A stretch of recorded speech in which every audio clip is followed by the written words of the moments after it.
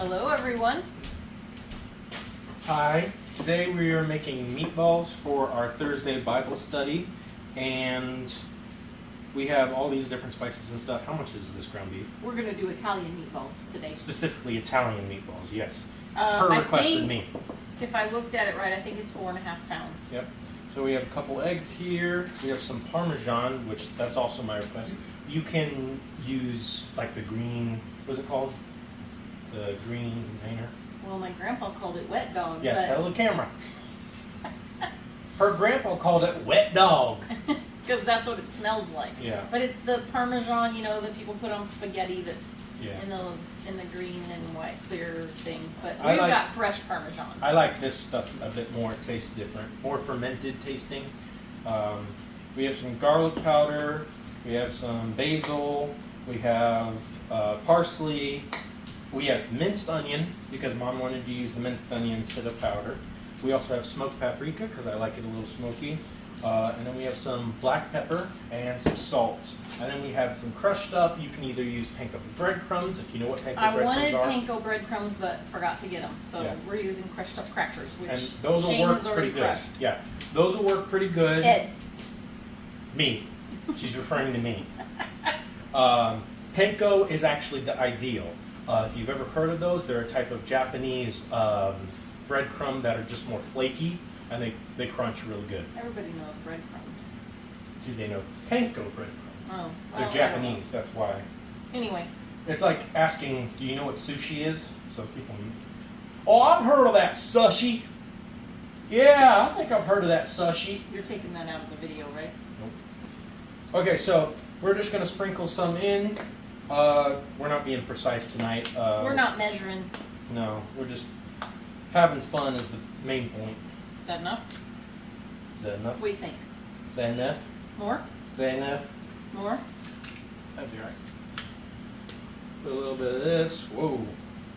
He got excited about I got the onion excited. flakes. Maybe a little more down there. Okay, Shane said Yeah. the best way to do these is to like go way up so that they spread out more. Well, So we this don't is- need to do that with this since we're going to mix it in anyway. So this is the way I've been doing the salt. Yeah. I didn't say to do it like that, by the way. She saw that from an internet video. I said to sprinkle it from high. That's what I was meaning. So I was sprinkling it from Yeah. high. But we don't need to do that since we're not actually cooking like a steak or chicken breast or something where you need even coverage. Here we're mixing it in, so we're having our even coverage. What do you think? All of them? You're the lead boss in this mix.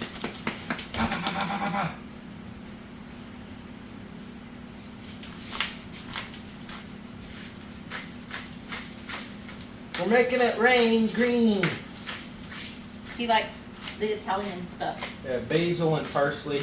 Parsley is not technically an Italian seasoning, but it's often used as one. I'm not usually into Italian meatballs because I don't like the fennel, but we don't have fennel anyway, so we're making them minus the fennel. Yep. And it won't be exactly Italian, but that's okay. We're Americans. And we're gonna put them in Rao sauce. You want to get that, Joe? Everybody knows Rao, Shane. Everybody knows. And this one is tomato basil. Oh, eggs. Yes, this seems like it's using a lot of cheese, but we got to remember it's like what, 2 pounds? No, 3 4.5 pounds? 4 pounds? pounds. 4.5 pounds. That's a lot right there. Yeah. So we're basically using almost the whole thing, pretty much. Almost what whole thing? Oh, of the This cheese. whole wedge. Just a special note for those who want to know if you're planning on using your own shredded cheese, it's going to take a while. I'm already tired.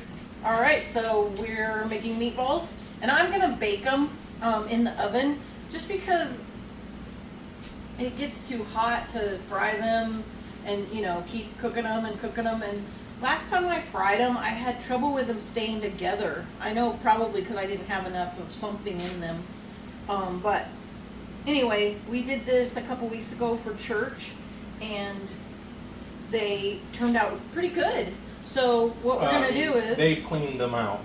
Oh yeah. Like there was none left after we were done, and I really wanted to take them home and eat them myself, but they weren't any there. So what we're gonna do is we're gonna bake them in the oven till they're, what temperature did we do? So we did 375 in the oven, and we're gonna cook them till they're cooked done. So it's gonna be, if you have a temperature thermometer for meat and stuff like that, you're gonna want it at 165 internal, just to make sure it's all cooked.